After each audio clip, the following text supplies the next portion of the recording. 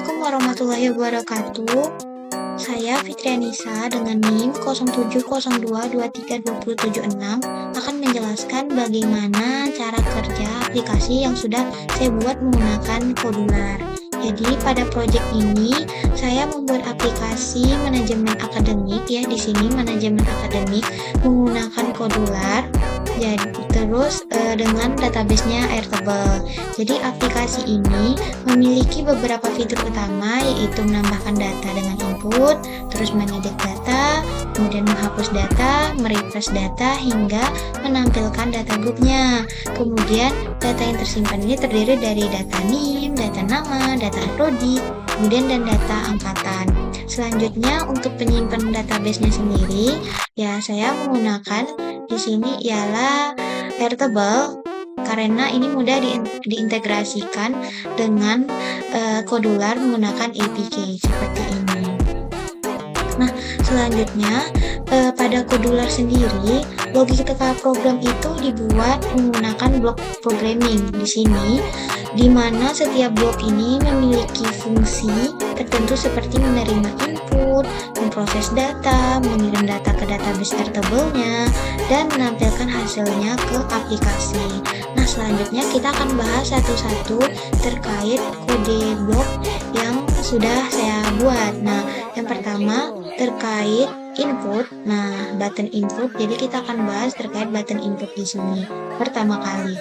Jadi di sini pada blok ini ya digunakan event button input quick. Artinya di seluruh proses akan berjalan ketika button input ini ditekan oleh pengguna. Kemudian selanjutnya kita bahas terkait validasi input NIM. Pertama ini sistem akan melakukan pengecekan field NIM menggunakan kondisi is empty. Nah, ketika field NIM-nya masih kosong, maka muncullah notif masukkan data NIM, lalu dikembalikan, kursor akan kembali ke textbooknya txt NIM, kemudian menggunakan fungsi request focus. Kemudian sama dengan di bawahnya, yaitu untuk nama, ketika belum ada maka ada pesan notif ya masukkan data nama gitu, dan sama semuanya sampai dengan masukkan data angkatan sampai ke field angkatan. Nah, selanjutnya untuk pemanggilan proses penyimpanan database-nya ke Airtable-nya. Jadi jika seluruh inputan ini sudah diinput dengan benar, maka aplikasi akan menjalankan blok create row gitu, dimana pada bagian kolom name ini harus mirip dengan kolom yang sudah kita bikin di database sebelumnya. Jadi di sini ada NIM, nama, prodi, angkatan, jadi harus sama, gak boleh ada yang beda kecil, gede, harus sama semuanya. Nah, untuk value-nya kita berdasarkan dari di atas ini, dari input yang dilakukan oleh pengguna. Ketika data sudah diinput, maka di sini fungsinya adalah untuk mereset from input. Jadi setelah data terinput berhasil, maka field NIM, nama, prodi, dan angkatan akan menjadi kosong seperti semula.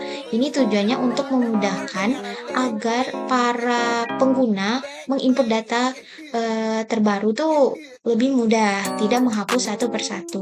Lalu di sini untuk refresh data ya fungsinya, mana ini menggunakan blok get column untuk mengambil kembali data terbaru dari Airtable-nya. Lalu yang terakhir ini adalah dipanggil nih notifikasi data berhasil ditambahkan sebagai informasi bahwa proses input data itu telah sukses dilakukan. Nah, setelah dijelaskan terkait button input, selanjutnya kita harus menjelaskan button edit. Tapi sebelumnya alurnya ketika ingin kita mengedit, maka kita perlu lihat dulu view-nya gitu. Maksudnya itu kita harus membaca data dulu, mengambil list dulu bagian mana yang mau kita edit, maka kita akan bahas terlebih dahulu yaitu button view-nya. Nah, di button view ini di sini bisa kita lihat ya, ada 4 nih, ada global NIM, kemudian ada global nama, ada prodi, dan ada angkatan. Di sini variabel ini digunakan sebagai tempat penyimpanan sementara data yang diambil dari Airtable-nya. Nah, di sini kita jelaskan lagi ya, ketika aplikasi pertama kali dibuka, nah pertama kali dibuka, maka screen 1 ini akan berjalan secara otomatis gitu. Kemudian pada proses aplikasi ini langsung mengambil data kolom NIM dari Airtable menggunakan fungsi getColumn ini. Kemudian di sini di bagian airNIM.column ini ya, setelah data NIM berhasil diterima dari Airtable, sistem menyimpan data tersebut ke variabel global NIM.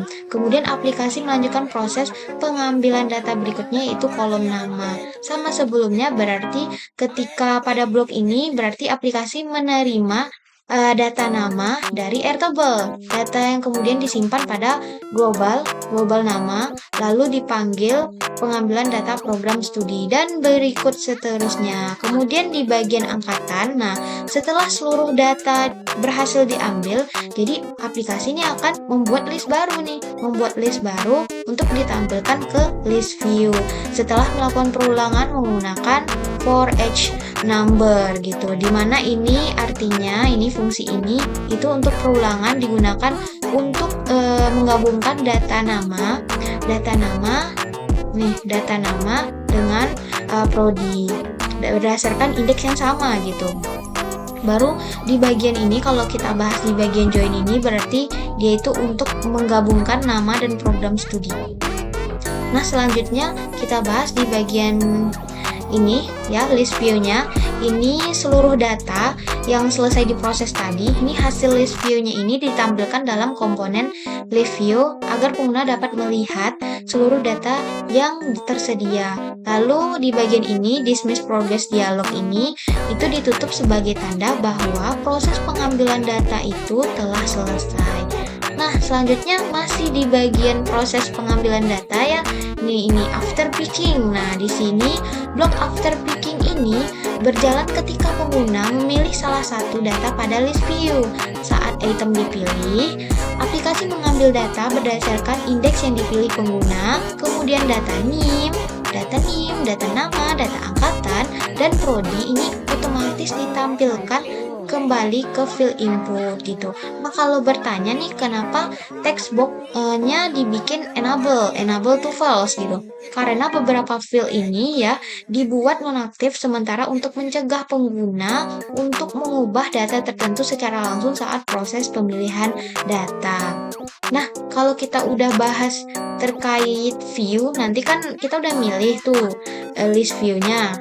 Terus dia udah muncul di sini, jadi kita akan mengedit gitu. Nah, di button edit ini sendiri apa aja isinya? Blok kodenya itu di sini ya, sama seperti sebelumnya. Ketika kita klik gitu atau kita tekan gitu, maka semua proses akan terjadi di sini. Nah, di sini pertama sama seperti sebelumnya, sistem akan mengecek nih kalau fieldnya kosong, maka akan muncul nih notifikasi pilih data terlebih dahulu.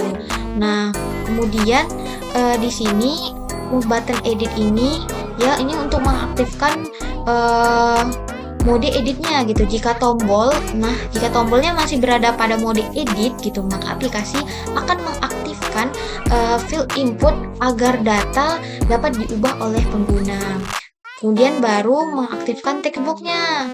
Nah, pada bagian ini beberapa field inputnya diaktifkan kembali menggunakan properti enable to true gitu. Untuk tujuannya agar pengguna dapat mengubah data yang sebelumnya hanya ditampilkan. Kemudian di bawahnya ini mengubah button edit ini menjadi button simpan. Jadi setelah mode editnya aktif, teks tombolnya diubah dari edit menjadi simpan. Jadi ini menunjukkan bahwa tombol berikutnya akan digunakan untuk menyimpan perubahan data. Lalu di sini proses update datanya di sini call aircraft up the row gitu. Nah, di sini ketika tombol ditekan kembali pada mode simpan, aplikasi akan menjalankan fungsi up the row-nya. Jadi fungsi ini digunakan untuk memperbarui data lama pada Airtable dengan data baru hasil edit pengguna. Nah, ketika berhasil, maka akan muncul nih notifikasi data berhasil diubah. Lalu seperti sebelumnya, kita akan mereset form ya jadi 0, 0, 0 seperti field sebelumnya jadi kosong. Dan terakhir ini seperti biasa ini merefresh data. Oke. Nah, selanjutnya kita akan bahas di bagian button delete. Berarti dia di sini ya, ketika delete. Sama seperti sebelumnya, ya dia akan ngecek ini kan.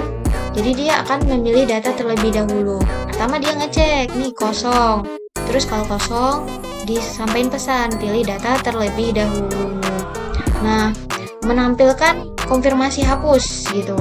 Jika data sudah dipilih nih, aplikasi akan menampilkan dialog konfirmasi sebelum proses penghapusan. Jadi yakin hapus data. Jadi ada pilihannya ya, ada pilihannya tidak. Nah, kenapa ada dialog gitu? Kenapa ada dialog? Ini untuk mencegah penghapusan data secara tidak sengaja oleh pengguna. Nah, kemudian kita akan masuk ke event after choosing-nya gitu. After choose, di mana di sini blok ini berjalan setelah pengguna memilih jawaban pada dialog yang di atas nih, dialog di atas atau dialog konfirmasi gitu. Jika pengguna memilih ya, maka apa yang terjadi?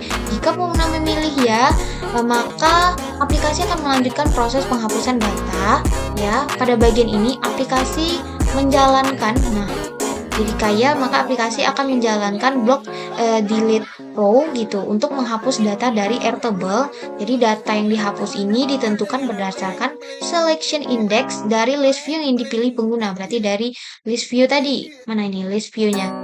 Dari list view-nya gitu. Kemudian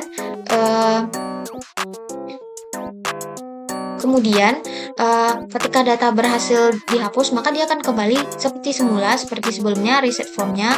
Kemudian dia akan merefresh data. Kemudian button refresh ini di akhir ya, button refreshnya. Sebenarnya ini button refresh ini hanya untuk merefreshkan kembali formnya. Kadang kan agak lama gitu. Kalau ini bisa dijadikan optional, cuman ini lebih bagusnya memang ada button refreshnya. Mana button refresh ini seluruh proses ini akan berjalan ketika tombol refresh ditekan oleh pengguna. Nah, selanjutnya di bagian show progress dialog, ini artinya ketika proses refresh dimulai, aplikasi menampilkan proses dialog dengan pesan loading.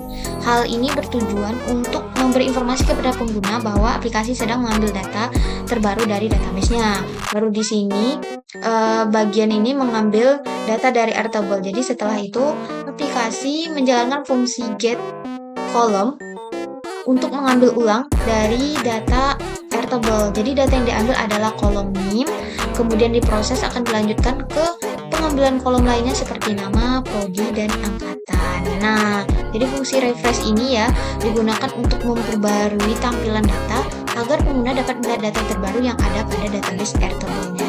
Jadi teman-teman, ini fungsi dari buttonnya ya. Kode boardnya sudah dijelaskan satu per satu. Terkait untuk tesnya, kita akan tes. Saya akan bagikan share screen dari handphone saya. Jadi kita bisa lihat bagaimana berfungsinya aplikasi yang setelah saya buat menggunakan Kodular ini. Jadi kita bisa connect ke convenient.